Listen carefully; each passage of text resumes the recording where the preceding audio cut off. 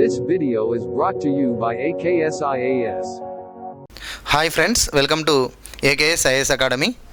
So మనకు AP గ్రామ సచివాలయం ఎగ్జామ్కు ప్రిపేర్ అయ్యేటువంటి అభ్యర్థుల కోసం సో వారి యొక్క కోరిక మేరకు మనకు ఇండియన్ పాలిటిక్స్ సంబంధించినటువంటి అంశాలు తెలుసుకుంటున్నాం. సో ప్రీవియస్ క్లాస్లో మనకు స్వాతంత్ర్యానికంటే ముందు ఈ స్థానిక సంస్థలు, ఈ లోకల్ సెల్ఫ్ గవర్నమెంట్స్ అనేవి భారతదేశంలో ఏ విధంగా ఉండేవి అనే దాని గురించి తెలుసుకున్నాం. ఈరోజు సమాజ వికాస ప్రయోగం అని చెప్పేసి ఒక టాపిక్ ఉంటుంది. అదేమిటి అంటే, జాతీయోద్యమ కాలంలో వివిధ ప్రాంతాలలో కొంతమంది వ్యక్తులు గ్రామాల అభివృద్ధి కోసం ప్రజలను ఐక్యం చేసి ప్రజల యొక్క సహకారంతో సమిష్టిగా అభివృద్ధి అనేటువంటిది చేశారు. సో వాటి కోసం కొన్ని ప్రయోగాలు చేశారు. వాటిని మనం గ్రామీణాభివృద్ధి ప్రయోగాలు లేదా సమాజ వికాస ప్రయోగాలు అని చెప్పేసి అంటాం. సో 1920 నుంచి 1948 వరకు వివిధ ప్రాంతాలలో జరిగినటువంటి ఈ సమాజ వికాసం కోసం చేసిన ప్రయోగాలు ఏమిటి, వాళ్ళు చేసిన వ్యక్తులు ఎవరు అనేటువంటిది మనకి ఎగ్జామ్లో అడిగినటువంటిది, ప్రీవియస్ ఎగ్జామ్లో మనకు అడిగినటువంటిది ఉంది కాబట్టి వాటి గురించి తెలుసుకుందాం. సో ఫస్ట్ మనకు గుర్గావ్ ప్రయోగం. సో గుర్గావ్ ప్రయోగం 1920లో ఎఫ్ఐ బ్రేయాన్ అనేటువంటి వ్యక్తి చేయడం జరిగింది. సో ఇతను పంజాబ్ రాష్ట్రంలోని గుర్గావ్ జిల్లా డిప్యూటీ కమిషనర్గా పనిచేస్తున్నటువంటి కాలంలో సో ప్రధానంగా వ్యవసాయంపై ఆధారపడినటువంటి రైతులను సంఘటితపరిచి వారిని సంఘటితంగా చేసి సో వారి యొక్క సహకారంతో వారికి వారే అభివృద్ధి చెందేలా కొంత నమూనాలు అనేటువంటివి కొన్ని ఇక్కడ ఇంప్లిమెంటేషన్ అనేటువంటిది చేయడం జరిగింది. సో దాన్ని మనం గ్రామీణ పునర్నిర్మాణ కార్యక్రమం అని చెప్పేసి అంటారు. సో ఎఫ్ఐ బ్రేయాన్ పంజాబ్ రాష్ట్రంలోని గుర్గావ్ జిల్లా డిప్యూటీ కమిషనర్గా పనిచేస్తున్నప్పుడు ఆ ప్రాంతంలో అతను చేసినటువంటిదే గ్రామీణ పునర్నిర్మాణ కార్యక్రమం అనేటువంటిది చేశారు. సో ఇది చాలా సక్సెస్ అయింది. ముఖ్యంగా రైతులు, వ్యవసాయంపై ఆధారపడినటువంటి రైతులకు కావలసినటువంటి సౌకర్యాలు ఏంటో తెలుసుకొని సో వారికి వారే ఆ సౌకర్యాలు కల్పించుకునే విధంగా సో వారికి అవగాహన కల్పించడం జరిగింది. చిన్న ఎగ్జాంపుల్ ఏమిటి అంటే, సో రైతులు పొదుపు అనేటువంటిది రైతులకు కొంచెం తక్కువగానే ఉంటుంది. అంటే వారికి వచ్చినటువంటి ఆదాయం, వాస్తవానికి వ్యవసాయం అనేటువంటిది ఋతుపవనాలపై ఆధారపడినటువంటి రంగం అది. సో అది ఒక సంవత్సరం మంచి పంటలు రావచ్చు, ఒక సంవత్సరం పంటలు పండకపోవచ్చు. సో కాబట్టి ఇక్కడ పంటలు బాగా పండినటువంటి సంవత్సరంలో వారికి వచ్చినటువంటి ఆదాయంలో కొంత మొత్తం వాళ్ళు నెక్స్ట్ సంవత్సరానికి పెట్టుబడిగా ఉపయోగించుకోవడం కోసం దాన్ని పొదుపు చేయాల్సి ఉంటుంది. అయితే రైతులలో ఇది చాలా తక్కువగా ఉంటుంది. పొదుపు చేయడము, నెక్స్ట్ సంవత్సరానికి పెట్టుబడిగా కొంత పెట్టుకోవాలి అనేటువంటి ఒక ఆలోచన చాలా తక్కువగా ఉంటుంది. సో అందుకనే మన దేశంలో కూడా చూడండి, రైతులకు పంటలు ఎప్పుడైతే చేతికొస్తాయో ఆయా ప్రాంతాలలో చాలా పండుగలు అనేటువంటివి జరుపుతారు. ఎగ్జాంపుల్, మన ఆంధ్రప్రదేశ్లో చూడండి, మనకు పంటలు చేతికొచ్చేటువంటి సమయంలో మనం సంక్రాంతి పండుగ అని పెట్టుకున్నాం. సో ఇదేంటిది అంటే, సో ఆ పండుగ రోజున మనకు వచ్చినటువంటి రైతుల యొక్క పంట ద్వారా ఎంతైతే ఆదాయం వస్తుందో దాన్ని వాళ్ళు సంతోషంగా మొత్తం ఖర్చు పెట్టుకోవడానికి ప్రయత్నం చేస్తారు. సో ఇది బాగానే ఉంటుంది. కానీ నెక్స్ట్ ఇయర్ ఒకవేళ అనుకున్నంత పంటలు రాకపోతే, అప్పుడు కరువు ఏర్పడితే, మరుసటి సంవత్సరం కూడా కరువు ఏర్పడితే సో నెక్స్ట్ ఇయర్కు పెట్టుబడికి డబ్బులు కూడా ఉండవు. విత్తనాలు వేయడానికి కూడా మరియు సాగు చేసుకోవడానికి కూడా వారి దగ్గర డబ్బులు లేకపోవడం వల్ల వడ్డీ వ్యాపారస్తులను ఆశ్రయిస్తారు. వడ్డీ వ్యాపారస్తులను ఆశ్రయించినప్పుడు వారు ఈ అమాయకమైనటువంటి నిరక్షరాస్యులైనటువంటి ఈ రైతులను వీరి యొక్క నిరక్షరాస్యతను అవకాశంగా తీసుకొని వాళ్ళు తప్పుడు పత్రాలు, తాకట్టులను పెట్టుకొని వాళ్ళు అధిక వడ్డీకి రుణాలు ఇస్తారు. చివరికి ఆ రుణాలు చెల్లించలేని పరిస్థితి ఏర్పడినప్పుడు వారు పెట్టినటువంటి తాకట్టు ఏదైతే భూములు కావచ్చు, లేదైతే వారి యొక్క ఆస్తులు కావచ్చు, అవన్నీ కూడా జప్తు చేసుకోవడం అనేటువంటి జరుగుతుంది. ఈ విధంగా సో వారి సొంత భూములలోనే వారు తాకట్టు పెట్టిన భూములు కోల్పోయి వారి సొంత భూములలోనే కూలీలుగా మారేటువంటి దుస్థితి అనేటువంటిది మనకు చారిత్రకంగా చాలా వరకు మనకు తెలుసు. చాలా సంవత్సరాల నుండి కూడా మనం అనేక ప్రాంతాలలో రైతులు ప్రభుత్వాలపై, వడ్డీ వ్యాపారస్తులపై చేసిన తిరుగుబాట్ల గురించి మనం నేషనల్ మూమెంట్ కాలంలో చదువుకున్నాం. సో కాబట్టి ఇక్కడ ఉదాహరణకు చంపారన్ సత్యాగ్రహాలు కానీ ఇవన్నీ కూడా అలాంటివే. అందుకనే రైతులు ముందుగా అవగాహన కలిగి ఉండాలి. వారికి వచ్చినటువంటి ఆదాయాన్ని వాళ్ళు పొదుపు చేసుకున్నట్లయితే సో ఒక సంవత్సరం కరువు వచ్చినా కూడా మరుసటి సంవత్సరం వారు ఎవరిని ఆశ్రయించకుండా వారి దగ్గర వారు నెక్స్ట్ ఇయర్కి పెట్టుబడి పెట్టుకునేంత సొమ్ము వాళ్ళ దగ్గర ఉంటుంది. కాబట్టి ఆర్భాటాలకు పోయి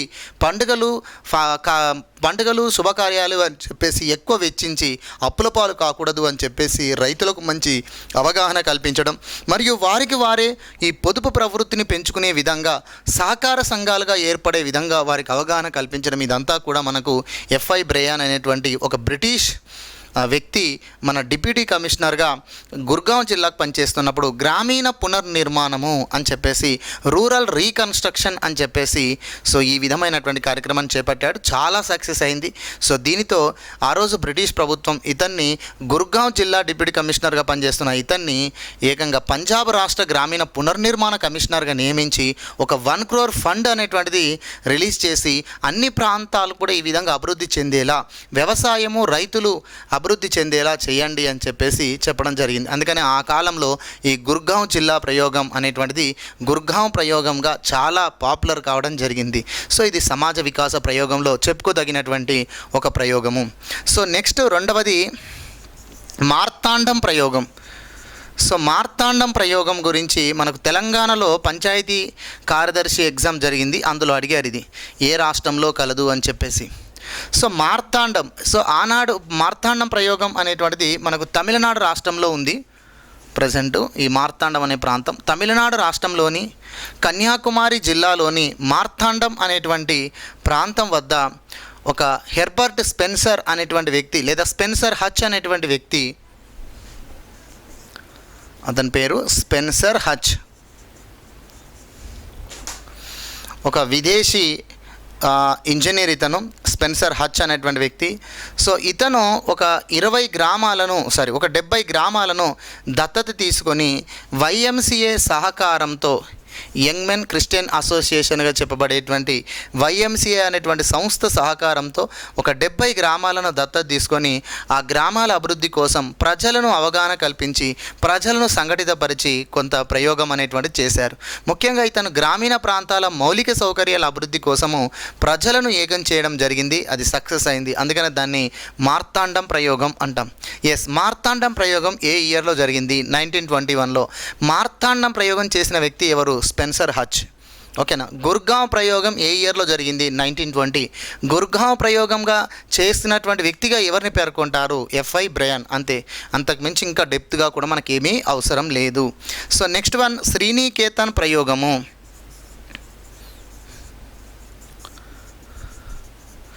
1921లోనే. సో మన అందరికి తెలిసిందే రవీంద్రనాథ్ ఠాగూర్ గారు స్థాపించినటువంటి విద్యా సంస్థనే శాంతినికేతన్. సో దీన్ని మనం శ్రీనికేతన్ అని కూడా అంటాం. సో శాంతినికేతన్కి సంబంధించినటువంటి విద్యా సంస్థలో అనేక మందికి విద్యా బోధనతో పాటుగా సో ముఖ్యంగా ఆత్మగౌరవంతో స్వయం సమృద్ధి చెందాలి, ఆత్మగౌరవంతో స్వయం ఉపాధి పొందాలి అనేటువంటి ఉద్దేశంతో సో ఆ రోజు చదువుకుంటున్నటువంటి యువతకు, ఆ రోజు చదువుకుంటున్నటువంటి విద్యార్థులకు విద్యతో పాటుగా వృత్తి విద్యా కోర్సులపైన శిక్షణా కార్యక్రమాన్ని చేపట్టడం జరిగింది. అర్థమవుతుందండి. 1921 సంవత్సరంలో అయితే యాక్చువల్గా ఈ శ్రీనికేతన్ ప్రయోగం అనేది అంతకు ముందే జరిగినట్టుగా మనకు చెప్పుకుంటారు. అంతకు ముందే జరిగింది, కానీ ఇది 1921 నాటికి పాపులర్ అయింది.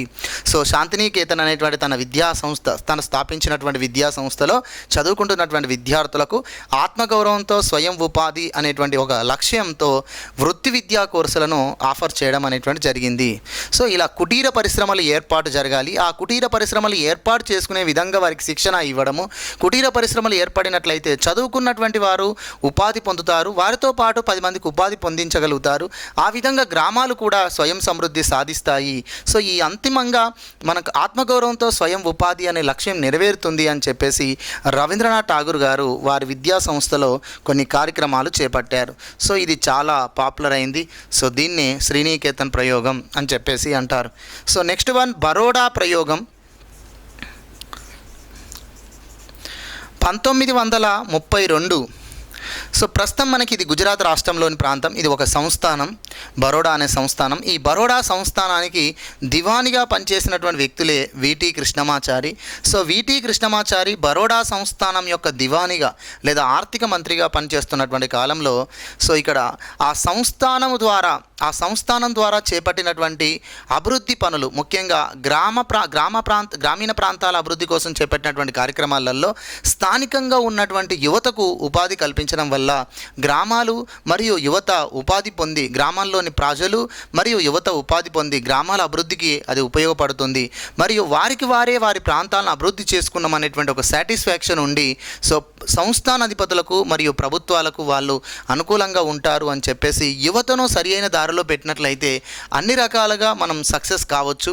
ముఖ్యంగా గ్రామీణ మౌలిక సౌకర్యాల అభివృద్ధిలో యువతను భాగస్వామ్యం కల్పించడం అనేటువంటిది ఉత్తమమైనది. దీనివల్ల ఎక్కువగా మనకి ఈ విప్లవాల వైపు, ఈ తిరుగుబాట్ల వైపు యువత ఆకర్షితులు కాకుండా సో వారు ఉపాధి పొంది సమాజ సంక్షేమం కోసం వారి వంతుగా వారు భాగస్వాములు అవుతారు అని చెప్పేసి వేటి కృష్ణమాచారి గారు ఆరోడు సంస్థానం ద్వారా ఏవైతే అభివృద్ధి పనులు ఉంటాయో ఆ అభివృద్ధి పనులలో, గ్రామీణ అభివృద్ధి పనులలో ముఖ్యంగా స్థానికంగా యువతకు అవకాశం కల్పించడం, ఈ గ్రామీణ అభివృద్ధి పనులలో కూడా చెరువులలో పూడికతీత కావచ్చు, రోడ్ల నిర్మాణం కావచ్చు, అర్థమవుతుందా?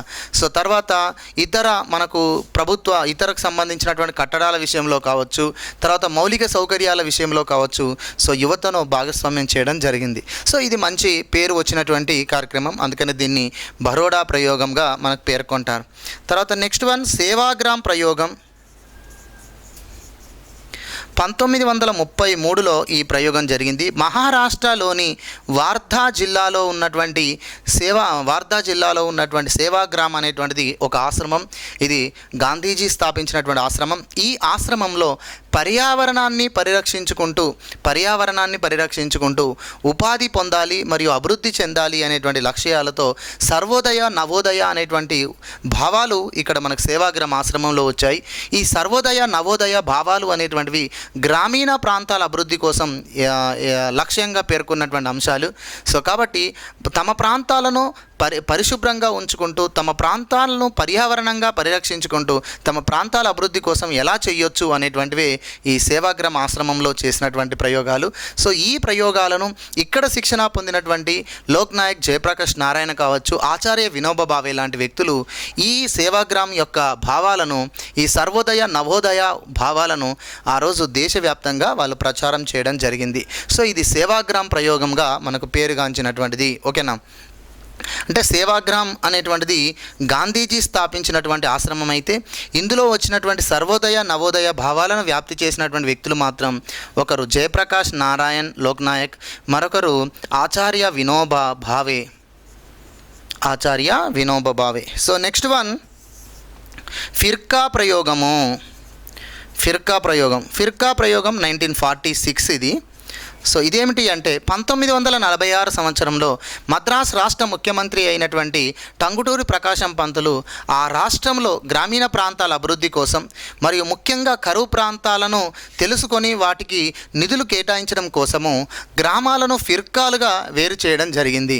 అంటే ఈరోజు మనకు మండలాలు, తాలూకాలు ఏదైతే ఉన్నాయో ఆ రోజు కాలంలో అలాంటివి లేవు కాబట్టి కొన్ని గ్రామాలను, అంటే ఒక 70-80 గ్రామాలను ఒక ఫిర్కాగా వేరు చేశారు. అలా వివిధ రకాల ఫిర్కాలుగా ఏర్పాటు చేసి వెనుకబడినటువంటి ప్రాంతాలు, కరువు పీడిత ఫిర్కాలు ఇలా వేరువేరుగా చేసి వాటికి నిధులు కేటాయించి ఆ ప్రాంతాల అభివృద్ధి కోసం తను కృషి చేయడం జరిగింది. సో దీన్ని మనం ఫిర్కా ప్రయోగం అని అంటారు. 1946 ఇది టంగుటూరి ప్రకాశం పంతులు చేసినటువంటి ప్రయోగం.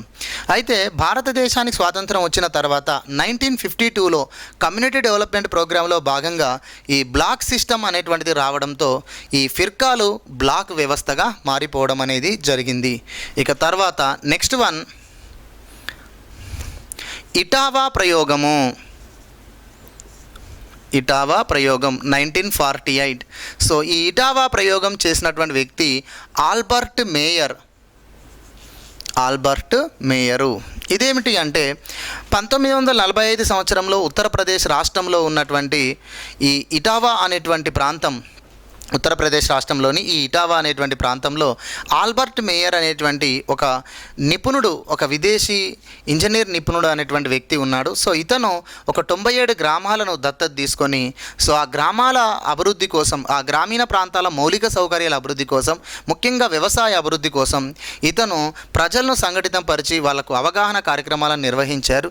సో అది కూడా చాలా సక్సెస్ అయింది. సో ఇది కూడా ఇటావా ప్రయోగంగా ఆ కాలంలో పేరుగాంచింది. సో ఇటావా ప్రయోగం ప్రాంతం 1948. ఇది ఉత్తరప్రదేశ్ రాష్ట్రంలోని ప్రాంతం. ఆల్బర్ట్ మేయర్ అనేటువంటి వ్యక్తి ఈ ప్రయోగం చేశారు. సో తర్వాత నెక్స్ట్ వన్ నీలోకేరి ప్రయోగము.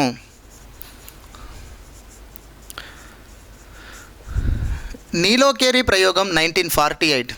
ప్రస్తుతం ఇది అప్పుడు మనకు పంజాబ్ ప్రావిన్స్లో ఉంది, ఇప్పుడు హర్యానా రాష్ట్రంలో ఉన్నటువంటి ప్రాంతం.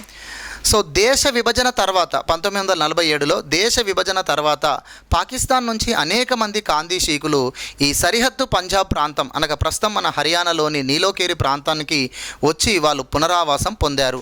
దాదాపు 7,000 మంది కాందీ షీకులకు ఈ నీలోకేరి ప్రాంతంలో పునరావాసం కల్పించాల్సిన బాధ్యత ప్రభుత్వానికి వచ్చింది. అయితే ఇక్కడ ఒక అధికారిగా పనిచేస్తున్నటువంటి వ్యక్తి, ఈ ప్రాంతంలో ఒక అధికారిగా పనిచేస్తున్న వ్యక్తి ఎస్కే డే, వారిని సురేంద్ర కుమార్ డే అంటారు. సో వారు వెస్ట్ బెంగాల్ రాష్ట్రానికి చెందిన వ్యక్తి వాస్తవానికి. సో వారు మనకు స్వాతంత్ర్యం అనంతరము కమ్యూనిటీ డెవలప్మెంట్ అనేటువంటి కార్యక్రమంలో వారి యొక్క పాత్ర కీలకంగా ఉంటుంది. సో ఆ విధమైనటువంటి ఎస్కే డే అనేటువంటి వ్యక్తి ఇక్కడ మనకు కనిపిస్తారు. సో ఈ ఎస్కే డే అనేటువంటి వ్యక్తి ఈ నీలోకేరి అనే ప్రాంతంలో ఎవరైతే 7,000 మంది కాందీ షీకులుగా పాకిస్తాన్ నుండి వచ్చి పునరావాసం పొందుతున్నారో సో వారికి గౌరవంతో కూడినటువంటి ఉపాధి వాళ్ళు పొందే విధంగా వారికి ట్రైన్డ్ చేయడం అనేటువంటి జరిగింది. ఎందుకంటే ముఖ్యంగా వారికి సొంత భూములంటూ లేవు, కానీ ఈ ప్రాంతం వ్యవసాయకంగా ఆధారపడినటువంటి ప్రాంతం, పూర్తిగా వ్యవసాయ ఆధారిత ప్రాంతం ఈ నీలోకేరి అనే ప్రాంతం. ఇక్కడ వ్యవసాయం తప్ప ఇంకో ఉపాధి చేయడానికి ఇంకేమీ లేదు. అలాంటి సమయంలో 7,000 మందికి పునరావాసం కల్పించడం, మరి ఎంతకాలం వారికి పోషణ చేయడం, ఇది ప్రభుత్వంపై భారం. అంతేకాకుండా వారు ప్రభుత్వంపై డిపెండ్ పడడం అనేటువంటిది మంచిది కాదు. సో వారికి వారుగా వారు ఉపాధి పొందుతూ వారు గౌరవంగా సమాజంలో బ్రతకాలి, అందరితో కలిసిపోవాలి అంటే సో వారికి ఉపాధి కల్పించేటువంటి కార్యక్రమాలను చేపట్టాలి. ఆ విధంగా మనకి ఎస్కేడే ఏం చేశారంటే ఇక్కడ సో వ్యవసాయ ఆధారిత ప్రాంతం కాబట్టి పూర్తిగా ఈ ప్రాంతం. సో ఇక్కడ వ్యవసాయానికి కావలసినటువంటి పనిముట్లలో, ముఖ్యంగా ఆధునికపరమైనటువంటి పనిముట్లలో శిక్షణ అనేటువంటిది ఈ పునరావాస కేంద్రంలో ఆశ్రయం పొందుతున్నటువంటి కాందీ షీకులకు ట్రైనింగ్ ఇవ్వడం అనేటువంటి జరిగింది. అంటే ముఖ్యంగా వ్యవసాయంలో ఏదైతే మనకు మోడ్రన్ టెక్నాలజీని యూజ్ చేసుకొని కొన్ని పనిముట్లు అనేటువంటివి వచ్చాయి ఇతర దేశాలలో, అలాంటి పనిముట్లను తయారు చేసేటువంటిది మన దేశంలో ఇక్కడ ఈ పునరావాస కేంద్రంలో ఆశ్రయం పొందుతున్నటువంటి వారికి ట్రైనింగ్ కల్పించారు. సో అలా ట్రైనింగ్ పొందినటువంటి ఈ కాందీ షీకులు వారు ఈ వ్యవసాయ పనిముట్లను తయారు చేయడం బాగా శిక్షణ పొంది ఆ విధంగా అభివృద్ధి చేయడం అనేటువంటిది జరిగింది. సో దీన్ని మనం నీలోకేరి ప్రయోగంగా చెప్పుకుంటాం. ఓకేనా? సో ఈ రకంగా మనకు ఆ రోజు గ్రామీణ ప్రాంతాల అభివృద్ధి కోసం ఈ ప్రజలను భాగస్వామ్యంతో ఎన్నో This video is brought to you by AKSIAS.